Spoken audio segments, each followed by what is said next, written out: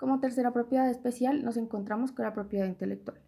En palabras de la Organización Mundial de la Propiedad Intelectual, OMPI, la propiedad intelectual se refiere a todas las creaciones de la mente, invenciones, obras literarias y artísticas, así como símbolos, nombres e imágenes utilizados en el comercio.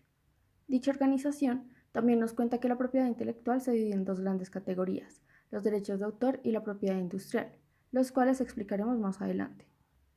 Los derechos de propiedad intelectual se encuentran consagrados en el artículo 27 de la Declaración Universal de Derechos Humanos, y son aquellos que permiten al autor o creador de una obra gozar de los frutos de su invención. Ahora bien, volviendo a la subdivisión de la propiedad intelectual, descubrimos que los derechos de autor, según Delia Lipsitz, son las facultades de las que goza el autor en relación con la obra original o con suficiente individualidad para encontrarse comprendida dentro de este campo de protección. Estas facultades son tanto de carácter patrimonial como extrapatrimonial. La protección de los derechos de autor se extiende a las obras literarias, tanto escritas como orales, las obras musicales, las teatrales, las obras artísticas, dentro de las que encontramos las de arquitectura, escultura, dibujo, pintura, fotografía, etc., obras científicas, obras audiovisuales y finalmente las obras de folclore nacional. En nuestro caso, los derechos de autor asistirían, por ejemplo, a Juana Restrepo como creadora de obras literarias infantiles, así como a Salomón Gómez sobre sus obras artísticas.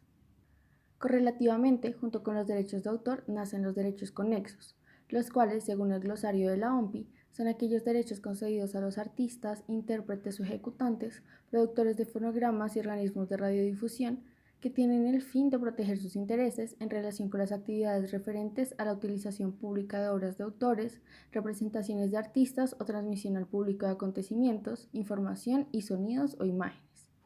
En fin, son 6 los derechos conexos. El primero es el de reproducción. Luego tenemos el de comunicación pública, seguido por el de distribución, el de importación y por último el de transformación. Los derechos de autor no requieren registro para ser exigibles. Sin embargo, este sirve como un medio probatorio en caso de ser necesario. ¿Dónde se hace el registro? El registro debe ser realizado en la Dirección Nacional de Derechos de Autor, llenando el formulario para el Registro Nacional de Derechos de Autor. ¿Y cuánto dura? Según el artículo 21 de la Ley 23 de 1982, estos derechos corresponden al autor durante su vida, más 80 años después de su fallecimiento.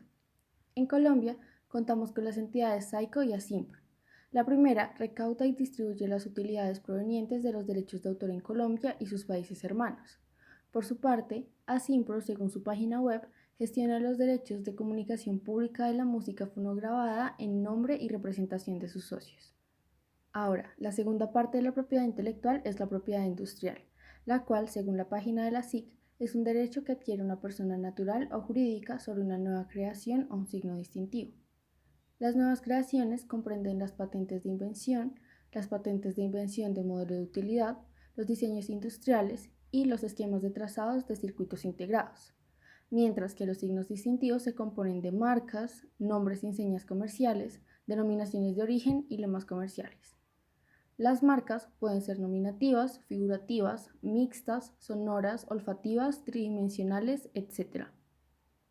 En el caso concreto, en vista de que Pedro de Subiría quiere proteger la receta que él mismo creó, lo que debería hacer es registrarlas como una patente de invención de modelo de utilidad. El trámite se realiza ante la Dirección de Nuevas Creaciones de la SIC.